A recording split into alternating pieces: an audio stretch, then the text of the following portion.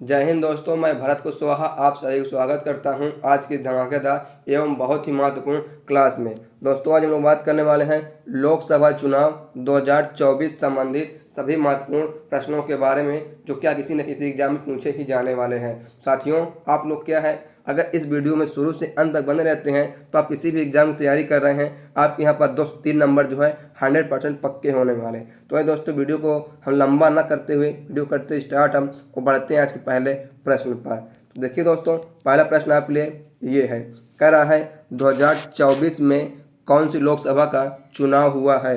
20वीं, 17वीं, 18वीं या 19वीं? तो किसका हुआ है? ऑप्शन नंबर सी आपका 18वीं लोकसभा का चुनाव जो है 2024 में हुआ है। आइए देखते हैं इसमें इम्पोर्टेंट पॉइंट्स के पर। तो अब पहला इम्पोर्टेंट पॉइंट्स है, लोकसभा चुनाव 2024 की तारीखों का जो ऐलान है वो हो गया है, तारीखों, ठीक है। फिर आपका अगला पॉइंट है 543 सीटों के लिए जो चुनाव दोस्तों आपका क्या है वो 7 फेज में हुआ है। पहले फेज की वोटिंग जो है 19 अप्रैल को और आखिरी फेज की वोटिंग जो है 1 जून को हुई है और 4 जून को नतीजे आए हैं। आचार संहिता से लेकर नतीजे तक इसमें क्या कुल 80 दिन समय लगा हुआ दोस्तों। लोकसभा के साथ साथ क्या है 4 राज्यों में, आंध्र प्रदेश हो गया, उड़ीसा हो गया, अरुणाचल प्रदेश और सिक्किम में क्या है विधानसभा के चुनाव भी चल रहे थे। फिर देखते हैं दोस्तों हम क्या अगला प्रश्न। तो देखिए अगला प्रश्न आपके लिए ये है, क्या कह रहा है, भारत के लोकसभा चुनाव 2024 में कितने करोड़ लोगों ने मतदान देकर विश्व रिकॉर्ड बनाया है? 64.2 करोड़, 58.8 करोड़, 40.9 करोड़ या 72.78 करोड़? दोस्तों इसमें बात करेंगे हम तो ऑप्शन नंबर फर्स्ट आपका सही हो जाएगा। 64.2 करोड़ लोगों ने क्या है मतदान देकर विश्व रिकॉर्ड बनाया हुआ है। फिर देखते हैं दोस्तों हम इसमें और इम्पोर्टेंट पॉइंट्स। तो अब पहला पॉइंट्स है, भारत ने 2024 के लोकसभा चुनाव में 31.2 करोड़ महिलाओं सहित 64.2 करोड़ मतदाताओं के भाग लेने के साथ विश्व रिकॉर्ड बन गया है। देखिए 31.2 करोड़ लोगों ने क्या है महिला लोगों ने मत दिया है। फिर अगला आप मुख्य पॉइंट जो है, मुख्य चुनाव आयुक्त राजीव कुमार के अनुसार यह संख्या सभी G7 देशों, अमेरिका हो गया, ब्रिटेन हो गया, फ्रांस, जर्मनी, इटली, जापान और कनाडा के मतदाताओं की संख्या का 1.5 गुना है। चुनावी प्रक्रिया में 68,000 से ज़्यादा अधिक निगरानी टीम और 1.5 करोड़ मतदान एवं सुरक्षा कर्मी जो है शामिल थे। फिर दोस्तों आइए बढ़ते हैं कि हम अगले प्रश्न पर, देखते हैं आपके लिए हम अगला। दोस्तों देखिए अगला प्रश्न आपके लिए है, लोकसभा चुनाव लड़ने के लिए न्यूनतम आयु की आवश्यकता है 28, 30, 35 या 25? सही उत्तर आपको हो जाएगा ऑप्शन नंबर डी, 25 वर्ष की न्यूनतम आयु चाहिए लोकसभा का चुनाव लड़ने के लिए। ठीक दोस्तों, न्यूनतम आयु 25 वर्ष। फिर दोस्तों आइए बढ़ते हैं अगले प्रश्न पर, देखते हैं आपके लिए अगला। तो अगला प्रश्न आपका है, वर्ष 1952 में भारत के पहले लोकसभा चुनाव में कितने राष्ट्रीय दलों ने चुनाव में भाग लिया था? 9, 14, 7, 12? तो बात में कितने दलों ने पार्टी लिया था जो, तो ऑप्शन नंबर बी आपका क्या है, 14 पार्टियों ने क्या है जो भाग लिया था चुनाव में 1952 में। ठीक है। फिर दोस्तों आइए बढ़ते हैं हम क्या अगले प्रश्न पर, देखते हैं आपके अगला। तो अगला आपका है, भारत के पहले लोकसभा चुनाव यानी 1952 में कितने ऐच्छिक सीटें थीं और कांग्रेस ने इसमें से कितनी सीटें जो हैं हासिल की? 543, 303, 543, 282, 489, 364? डी आपका है 542 और 298। दोस्तों बात करेंगे हम सही उत्तर, तो ऑप्शन नंबर सी आपका हो जाएगा। 489 सीटें थी, इसमें से क्या है कांग्रेस ने कुल 364 सीटें जो है पाई थी। ठीक है, यानी ऑप्शन नंबर सी आपका बिल्कुल नहीं सही जवाब हो जाएगा। फिर दोस्तों हम बढ़ते हैं अगले प्रश्न पर। तो अगला प्रश्न आपका है कि लोकसभा का चुनाव पहली बार किस वर्ष में हुआ था? तो बात करेंगे हम सही उत्तर के बारे में, तो ऑप्शन नंबर आपका फर्स्ट सही हो जाएगा। 1951 से 1952 के बीच क्या है लोकसभा का पहला चुनाव जो है हुआ था। फिर दोस्तों आगे बढ़ते हैं हम क्या अगले प्रश्न पर, देखते हैं आपके लिए अगला। तो अगला प्रश्न आपका है, भारत में लोकसभा का चुनाव कितने वर्षों के बाद होता है? ठीक है, तो लोकसभा का चुनाव दोस्तों जो आपका क्या है 5 वर्ष के बाद होता है, यानी ऑप्शन नंबर बी आपका 5 वर्ष बिल्कुल ही सही उत्तर हो जाएगा, क्या 5 वर्ष। फिर क्या हम बढ़ते हैं अगले प्रश्न पर। तो अगला प्रश्न आपका है, सर्वप्रथम लोकसभा गठन जो है कब किया गया था? आइए देखते हैं इसमें कभी क्या हम सही उत्तर जो आपका हो जाएगा 1952 में क्या इसका जो गठन किया गया था, यानी ऑप्शन नंबर सी आपका 1952 विल बी राइट आंसर। फिर दोस्तों आगे बढ़ते हैं क्या हम अगले प्रश्न पर, देखते हैं आपके लिए अगला।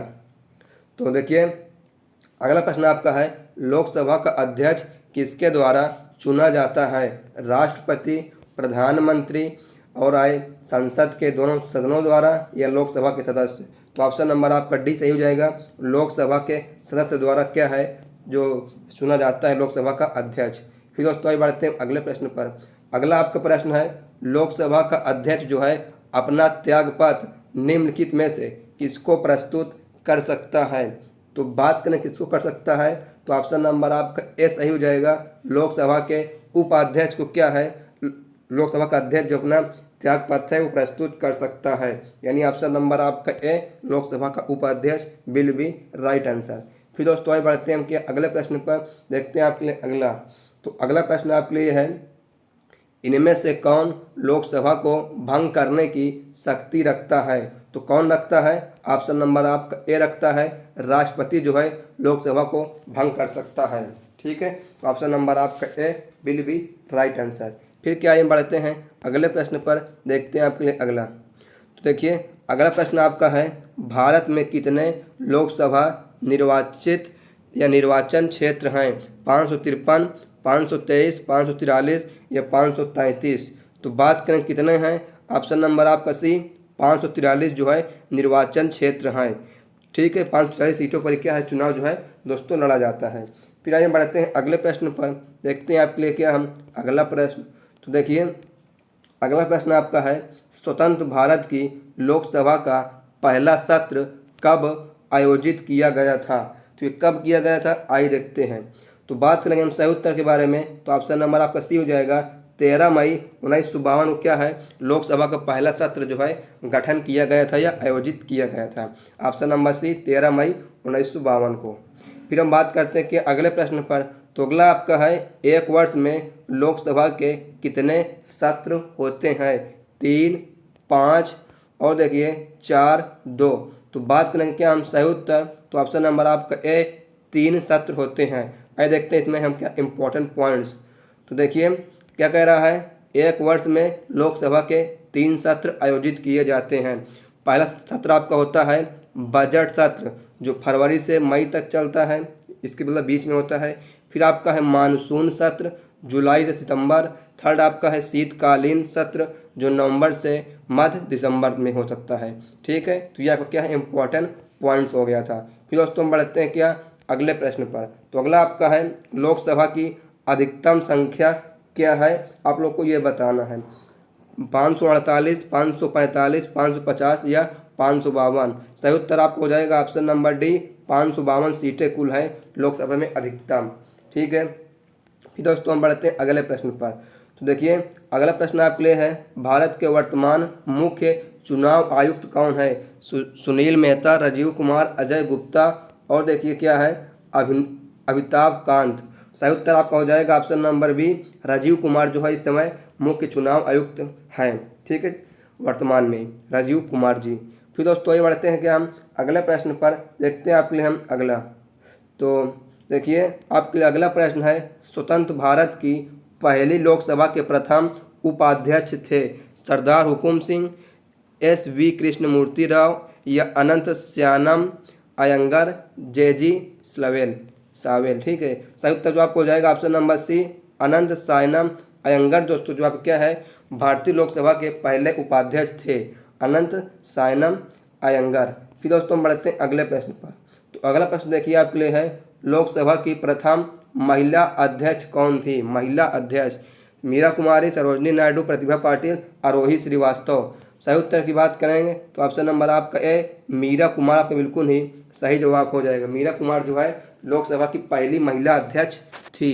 फिर दोस्तों आगे बढ़ते हैं हम अगले प्रश्न पर, देखते हैं आपके लिए अगला। तो अगला आपका है, लोकसभा में केंद्र शासित प्रदेशों के लिए अधिकतम कितनी सीटें हो सकती हैं? 20, 13, 15, 29? तो बात करें कि हम सही उत्तर, तो ऑप्शन नंबर आपका फर्स्ट सही हो जाएगा ए नंबर, अधिकतम 20 संख्या हो सकती है केंद्र शासित प्रदेशों के लिए। ठीक है, फिर आगे बढ़ते हैं क्या हम अगले प्रश्न पर, देखते हैं आपके लिए अगला। अगला आपका है, यह कौन निर्धारित करता है कि कोई विधेयक सामान्य विधेयक है या धन विधेयक है? तो कौन करेगा? ऑप्शन नंबर आपका ए, लोकसभा का अध्यक्ष करेगा। ऑप्शन नंबर आपका A will be right answer, Lok Sabha अध्यक्ष। फिर दोस्तों हम बढ़ते हैं अगले प्रश्न पर। अगला आपका है, जब अध्यक्ष और उपाध्यक्ष दोनों के पद रिक्त हों तो लोकसभा की अध्यक्षता कौन करेगा? आइए देखते हैं कौन करेगा। तो दोस्तों हम बात करें कौन करेगा, तो ऑप्शन नंबर आपका बी सही हो जाएगा। राष्ट्रपति द्वारा मनोनीत लोकसभा सदस्य जो है इसकी अध्यक्षता करेगा, जबकि आपके अध्यक्ष भी न हो और उपाध्यक्ष भी न हो। ठीक है, तो आइए बढ़ते हैं क्या फिर अगले प्रश्न पर। देखते हैं आपके लिए अगला। दोस्तों आपके लिए अगला प्रश्न है, भारतीय संसद का कौन सा सदन जनता द्वारा प्रत्यक्ष रूप से निर्वाचित सदन है? लोकसभा, राज्यसभा, विधानसभा, इनमें से कोई नहीं। तो हम बात करेंगे कौन सा है, तो आइए देखते हैं। दोस्तों जो आपका हो जाएगा लोकसभा। ठीक है, ऑप्शन नंबर आपका ए, लोकसभा जो है बिल्कुल इसका सही उत्तर हो जाएगा। फिर क्या है, आइए हम बढ़ते हैं अगले प्रश्न पर। देखते हैं आपके लिए हम अगला प्रश्न। तो चलते हैं। देखिए अगला प्रश्न आपका है, संसद के दोनों सदनों की संयुक्त बैठक की अध्यक्षता कौन करता है? तो कौन करेगा? लोकसभा का अध्यक्ष करेगा, यानी ऑप्शन नंबर आपका बी, लोकसभा अध्यक्ष विल बी राइट आंसर। यही क्या है, दोनों सदनों की संयुक्त बैठक की अध्यक्षता कर सकते हैं। ठीक है, चाहे राज्यसभा हो चाहे लोकसभा। फिर दोस्तों हम बढ़ते हैं अगले प्रश्न पर। देखते हैं आपके लिए अगला। तो अगला प्रश्न आपका है, सामान्यतः लोकसभा के प्रत्येक बैठक का पहला घंटा जिसमें सवाल पूछे जाते हैं और उनका उत्तर दिया जाता है कहलाता है? क्या कहलाता है? शून्यकाल, जीरो काल, प्रश्नकाल, इनमें से कोई नहीं। तो क्या प्रश्न पूछा जा रहा है, तो प्रश्नकाल कहलाएगा, यानी ऑप्शन नंबर सी आपका प्रश्नकाल जो है इसका बिल्कुल ही सही जवाब दोस्तों हो जाएगा। फिर क्या आइए हम बढ़ते हैं अगले प्रश्न पर। देखते हैं आपके लिए हम अगला प्रश्न। तो आइए बढ़ते हैं। देखिए अगला प्रश्न आपका है, नारी वंदन अधिनियम 2023 के अनुसार लोकसभा में महिलाओं के लिए कितना प्रतिशत सीट आरक्षण प्रावधान किया गया है? 33%, 23%, 28% या 29%? तो क्या है 33%, यानी ऑप्शन नंबर आपका ए 33% जो इसका बिल्कुल ही सही जवाब हो जाएगा। फिर दोस्तों आइए बढ़ते हैं हम अगले प्रश्न पर। देखते हैं आपके लिए अगला। दोस्तों अभी तक आप लोगों ने क्या है हमारे इस वीडियो को जो है लाइक नहीं किया है, तो आप लोग क्या है लाइक कर दीजिए। और आप लोग क्या है हमारे इस यूट्यूब चैनल पर पहली बार आए हैं तो सब्सक्राइब करके बेल आइकन घंटी होती है उस पर ऑल पर क्लिक कर लीजिए, ताकि कोई इसको आने वाले अपडेट है आप लोग क्या उसको मिस ना कर पाएँ। आइए देखते हैं अगला प्रश्न। तो अगला प्रश्न आपका है, यह कौन निर्धारित करता है कि कोई विधेयक सामान्य विधेयक है या धन विधेयक है? दोस्तों कौन करता है? लोकसभा का अध्यक्ष, यानी ऑप्शन नंबर आपका ए, लोकसभा का अध्यक्ष जो है इसका बिल्कुल ही सही जवाब हो जाएगा। दोस्तों ये क्वेश्चन आपका क्या है, रिपीटेड है। देखिए आप समझ सकते हैं क्वेश्चन आपके लिए कितना इंपॉर्टेंट है। अगला आपका है, लोकसभा में आम बजट कौन प्रस्तुत करता है? तो दोस्तों जो बजट की बात आती है इसको वित्त मंत्री करते हैं, यानी ऑप्शन नंबर आपका ए, वित्त मंत्री बिल्कुल ही सही जवाब आपके लिए हो जाएगा। फिर दोस्तों हम बढ़ते हैं अगले प्रश्न पर। देखते हैं कि आपके लिए हम अगला प्रश्न। तो आइए चलते हैं, देखते हैं। देखिए अगला प्रश्न आपके लिए है, केंद्र सरकार के खिलाफ अविश्वास प्रस्ताव किसमें पास किया जा सकता है? क्या अविश्वास प्रस्ताव? तो ये कहा दोस्तों आपका, ये लोकसभा में जो प्रस्ताव है वो पारित किया जा सकता है, ये पास किया जा सकता है। तो ऑप्शन नंबर आपका ए लो जो है लोकसभा बिल्कुल नहीं इसका सही जवाब हो जाएगा। ठीक है, अविश्वास प्रस्ताव जो है लोकसभा में पास किया जा सकता है। फिर दोस्तों हम बढ़ते हैं अगले प्रश्न पर। देखते हैं आपके लिए अगला। तो अगला प्रश्न देखिए आपका है, भारत की संसद किन किन सदनों से मिलकर बनी है? राष्ट्रपति, लोकसभा, लोकसभा राज्यसभा, राष्ट्रपति, लोकसभा और राज्यसभा। दोस्तों इसमें क्या है, तीनों आपके होते हैं, राष्ट्रपति भी होते हैं और लोकसभा भी होता है और राज्यसभा भी होता है। तो यानी ऑप्शन नंबर आपका सी जो है बिल्कुल इसका सही जवाब हो जाएगा। फिर हम बढ़ते हैं अगले प्रश्न पर। देखते हैं आपके लिए अगला। अगला आपका है, लोकसभा के जनक के रूप में किसे जाना जाता है? जवाहरलाल नेहरू, महात्मा गांधी, राजेंद्र प्रसाद या जीबी मौलांकर? सही उत्तर जो आपको हो जाएगा ऑप्शन नंबर आपका ए, जीबी मौलांकर को क्या है लोकसभा के जनक के रूप में जाना जाता है, जीबी मौलांकर। फिर दोस्तों हम बात करते हैं अगले प्रश्न पर, देखते हैं आपके लिए अगला। तो देखिए अगला प्रश्न आपका है, भारत में आदर्श आचार संहिता कब लागू होता है। तो बात करें कब लागू होता है, आइए देखते हैं। दोस्तों यहाँ पर जो है चुनाव की तारीख घोषणा के तुरंत बाद, यानी ऑप्शन नंबर आपका सी जो है बिल्कुल ही सही जवाब हो जाएगा। अगर क्या आज जो है चुनाव की तारीख घोषित हो जाती है तो आज से यहाँ पर जो है आचार संहिता दोस्तों लागू हो जाता है। ठीक है, आप लोग ये समझ लीजिए। फिर दोस्तों हम बढ़ते हैं अगले प्रश्न पर, देखते हैं आपके लिए अगला। अगला आपका है, भारत में चुनावी तारीखों के ऐलान के बाद आचार संहिता कौन लागू करता है। तो दोस्तों मैं बताते हैं आपको कौन लागू करता है। तो ये क्या आपका भारतीय निर्वाचन आयोग करेगा, यानी ऑप्शन नंबर सी आपका भारतीय निर्वाचन आयोग will be right answer. Option number C जो है सही हो जाएगा। फिर हम बढ़ते हैं अगले प्रश्न पर, देखते हैं आपके लिए अगला। अगला आपका है, आदर्श आचार संहिता कब से कब तक लागू रहती है। तो आइए देखते हैं कब से कब तक जो है लागू रहती है। तो इसका ऑप्शन नंबर आपका ए सही हो जाएगा, चुनावी तारीखों के ऐलान के बाद रिजल्ट तक, मतलब रिजल्ट घोषित होने तक। पहले क्या चुनाव की तारीख का ऐलान होगा, उसके बाद वोट पड़ेगी, फिर चुनाव जब उसकी गिनती हो जाएगी उसके बाद जो आचार संहिता है वो हट जाएगा। ठीक है, आइए फिर चलते हैं हम क्या अगले प्रश्न पर, देखते हैं आपके लिए अगला प्रश्न। तो देखिए दोस्तों आपके लिए अगला प्रश्न जो है कह रहा है, भारत में वर्तमान में राष्ट्रपति लोकसभा में कितने एंग्लो इंडियन को मनोनीत कर सकता है। दोस्तों इसमें क्या है, हटा दिया गया है, यानी ऑप्शन नंबर डी आपका एक भी नहीं। अब जो एंग्लो इंडियन कहानी दोस्तों क्या है समाप्त हो गई है। अब राष्ट्रपति किसी भी मतलब किसी व्यक्ति को जो है निर्वाचित लगभग नहीं कर सकता। ठीक है, यानी ऑप्शन नंबर डी आपका एक भी नहीं सही हो जाएगा। फिर दोस्तों हम बढ़ते हैं क्या अगले प्रश्न पर, देखते हैं आपके लिए अगला प्रश्न। तो देखिए अगला प्रश्न आपका है, भारतीय संविधान के किस अनुच्छेद में लोकसभा के गठन का प्रावधान किया गया है। आइए बात करते हैं किसमें किया गया है। दोस्तों इसका जो आपका ऑप्शन नंबर ए सही हो जाएगा, अनुच्छेद 81 में क्या है लोकसभा के गठन के बारे में बात की गई है। फिर आगे बढ़ते हैं हम क्या अगले प्रश्न पर, देखते हैं आपके लिए अगला। तो देखिए अगला प्रश्न आपका है, मूल संविधान में लोकसभा के सदस्यों की संख्या कितनी निर्धारित की गई थी। तो इसका भी सही उत्तर आपका हो जाएगा ऑप्शन नंबर ए, 500 सीट जो है निर्धारित की गई थी मूल संविधान में। ठीक है, फिर हम बढ़ते हैं क्या अगले प्रश्न पर, देखते हैं आपके लिए हम अगला। तो अगला प्रश्न आपका है, लोकसभा में राष्ट्रपति द्वारा एंग्लो इंडियन के नॉमिनेशन को किस संवैधानिक संशोधन द्वारा समाप्त कर दिया गया था। इसको क्या है 104वें संविधान संशोधन द्वारा 2019 में इसको समाप्त कर दिया गया है एंग्लो इंडियन को। ठीक है, 104वां संविधान संशोधन 2019 में। फिर दोस्तों हम बढ़ते हैं अगले प्रश्न पर, देखते हैं आपके अगला। तो अगला आपका है, क्षेत्रफल की दृष्टि से देश का सबसे छोटा लोकसभा निर्वाचन क्षेत्र कौन सा है। आइए बात करते हैं कौन सा है। तो ऑप्शन नंबर बी आपका सही हो जाएगा, चांदनी चौक जो है क्या सबसे छोटा चुनाव क्षेत्र है। फिर दोस्तों हम बढ़ते हैं अगले प्रश्न पर, देखते हैं आपके लिए अगला। तो देखिए है, लोकसभा में किसी भी कार्य को करने के लिए गण पूर्ति हेतु सदस्यों की न्यूनतम आवश्यक संख्या कितनी है। तो बात करें कितनी है, तो ऑप्शन नंबर आपका बी सही हो जाएगा, सदन के सदस्यों की कुल संख्या का 10वां भाग आपके लिए आवश्यक है। ठीक है, फिर दोस्तों आइए बढ़ते हैं हम अगले प्रश्न पर, देखते हैं आपके लिए अगला। तो अगला प्रश्न आपका है, लोकसभा का कार्यकाल 5 वर्ष से अधिक किस अवस्था में बढ़ाया जा सकता है। तो बात करें किस स्थिति में बढ़ाया जा सकता है, तो आपका ऑप्शन नंबर ए सही हो जाएगा, जब राष्ट्रीय आपातकाल लागू हो तो क्या इसको बढ़ाया जा सकता है, यानी ऑप्शन नंबर आपका A will be right answer. फिर क्या आगे बढ़ते हैं अगले प्रश्न पर, देखते हैं आपके लिए अगला। लोकसभा के किसी सदस्य की सदस्यता जो है कितने दिनों तक लगातार अनुपस्थित होने पर समाप्त हो जाती है।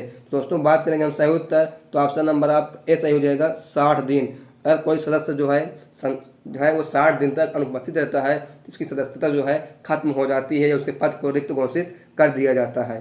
ठीक है, तो अभी बढ़ते हैं हम क्या अगले प्रश्न पर, देखते हैं आपके लिए हम अगला।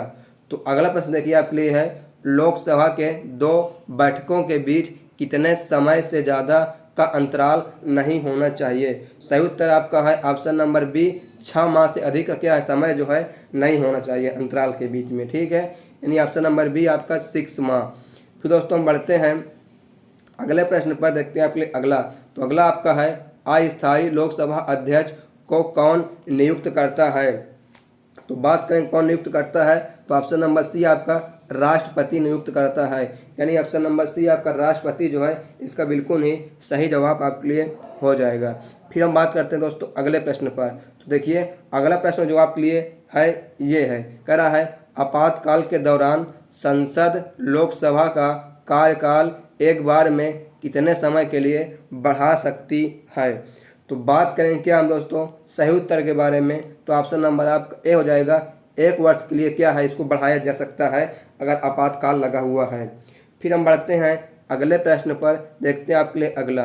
तो देखिए अगला प्रश्न जो आपका है, लोकसभा में अनुसूचित जातियां और अनुसूचित जनजातियों के लिए सीटों का आरक्षण संविधान के किस अनुच्छेद से संबंधित है। तो बात करें किस संबंधित अनुच्छेद से, तो ऑप्शन नंबर आपका ए सही हो जाएगा, अनुच्छेद 330 से क्या है ये संबंधित है। ठीक है, अनुसूचित जनजाति और जाति। ठीक है, फिर बढ़ते हैं हम क्या साथियों अगले प्रश्न पर, देखते हैं आपके अगला। तो देखिए अगला प्रश्न जो आपका है, भारत के किस राज्य में लोकसभा सीटों की जो है सर्वाधिक है, मतलब किस राज्य में जो है लोकसभा की सर्वाधिक सीटें हैं। राजस्थान, उत्तर प्रदेश, महाराष्ट्र, पश्चिम बंगाल। दोस्तों बात करें किस राज्य में है, तो यानी ऑप्शन नंबर बी आपका उत्तर प्रदेश बिल्कुल ही सही हो जाएगा। और दोस्तों बात कितनी है, तो यहाँ पास कुल 80 सीटें जो हैं होने वाली हैं यह हैं। ठीक है, उत्तर प्रदेश में। फिर दोस्तों हम बात करते हैं अगले प्रश्न पर, देखते हैं आपके लिए हम अगला प्रश्न। तो देखिए अगला प्रश्न आपका है, प्रत्येक राज्य के लिए लोकसभा निर्वाचन क्षेत्र की संख्या किसके आधार पर निर्धारित की जाती है। बात करेंगे हम सही उत्तर के बारे में, तो ऑप्शन नंबर आपका ए जनसंख्या जो है बिल्कुल ही सही जवाब हो जाएगी। जनसंख्या सबसे ज़्यादा कहाँ है, उत्तर प्रदेश में, और सीट सबसे ज़्यादा कहाँ है, उत्तर प्रदेश में है। फिर दोस्तों आइए बढ़ते हैं हम अगले प्रश्न पर, देखते हैं आपके लिए हम अगला। तो अगला प्रश्न देखिए आपका है, वर्तमान में लोकसभा में अनुसूचित जातियों के लिए आरक्षित स्थानों की संख्या कितनी है। आइए दोस्तों क्या है इसमें हम बात करते हैं सही उत्तर के बारे में। तो देखते हैं सही उत्तर क्या है। तो हम बात करें क्या सही उत्तर के बारे में, तो ऑप्शन नंबर आपका सी हो जाएगा, 84 जो है इसका बिल्कुल ही सही जवाब हो जाएगा। फिर दोस्तों आइए बढ़ते हैं क्या हम अगले प्रश्न पर, देखते हैं आपके लिए अगला। तो देखिए अगला प्रश्न आपका है, लोकसभा सदस्य अपना त्याग पत्र किसको देता है। देखिए किसको देता है, ये आपका क्या है, लोकसभा के अध्यक्ष को देता है। यानी ऑप्शन नंबर आपका ए लोकसभा में अध्यक्ष को। ठीक है, फिर दोस्तों आइए बढ़ते हैं क्या हम अगले प्रश्न पर, देखते हैं आपके लिए अगला। तो देखिए अगला प्रश्न जो आपका है, कह रहा है राष्ट्रपति लोकसभा को कार्यकाल पूरा करने से पहले किसकी सलाह पर भंग कर सकता है। ठीक है, तो सही जवाब जो आपका हो जाएगा प्रधानमंत्री की सलाह पर। ठीक है, ऑप्शन नंबर बी आपका प्रधानमंत्री की सलाह पर जो है उसका कार्यकाल पूरा होने से पहले उसको भंग कर सकता है राष्ट्रपति। ठीक है, ऑप्शन नंबर बी आपका सही है। फिर देखिए दोस्तों आपके लिए अगला प्रश्न जो है, कह रहा है सरकार के खिलाफ अविश्वास प्रस्ताव पेश किया जा सकता है। तो कहाँ किया जा सकता है, ये कि आपका राज्यसभा और लोकसभा दोनों में। यानी इसका ऑप्शन नंबर सी जो आपका सही हो जाएगा, उपयुक्त दोनों में क्या इसको जो है पेश किया जा सकता है, चाहे वो लोकसभा हो चाहे राज्यसभा हो। फिर दोस्तों हम बढ़ते हैं अगले प्रश्न पर, देखते हैं आपके लिए अगला। तो अगला प्रश्न आपका है, लोकसभा के निर्वाचन के लिए नामांकन पत्र किसके द्वारा दाखिल किया जा सकता है। आइए देखते हैं दोस्तों, बात करें क्या हम सही उत्तर के बारे में, तो ऑप्शन नंबर आपका सी हो जाएगा, भारत के किसी नागरिक द्वारा जिसका नाम किसी निर्वाचन क्षेत्र की मतदाता सूची में हो। यानी चुनाव जो है दोस्तों कोई भी लड़ सकता है, इसके लिए ज़रूरी नहीं है। ठीक है, तो दोस्तों हम क्या है आशा करते हैं और उम्मीद करते हैं कि आपको जो वीडियो है ये पसंद आई होगी। और आपको वीडियो पसंद आई हो और अभी तक आप लोगों ने क्या इस वीडियो को लाइक नहीं किया, इस वीडियो को लाइक कर दीजिए। लाइक करने के लिए आपको क्या पैसा वगैरह देने की ज़रूरत नहीं है। आप लोग और वीडियो को अभी तक सब्सक्राइब नहीं किए हमारे इस चैनल को सब्सक्राइब कर लीजिए और बेल आइकन घंटी होती है उस पर ऑल पर क्लिक कर लीजिए, ताकि इसकी जो आपकी आने वाली वीडियो हैं आप लोग क्या सबसे पहले देख सके। और दोस्तों आप लोग क्या इस वीडियो को एक बार शेयर कर दीजिए अपने दोस्तों के साथ, जो लोग क्या है किसी भी एसएससी की एग्ज़ाम की तैयारी कर रहे हैं या अन्य कम्पिटिटिव एग्जाम की। और कमेंट्स करिए वीडियो आप लोग कैसी लगी। तो thanks for watching this video. आइए दोस्तों क्या है आपसे मिलते हैं फिर नेक्स्ट वीडियो में। तो जय हिंद, वंदे मातरम।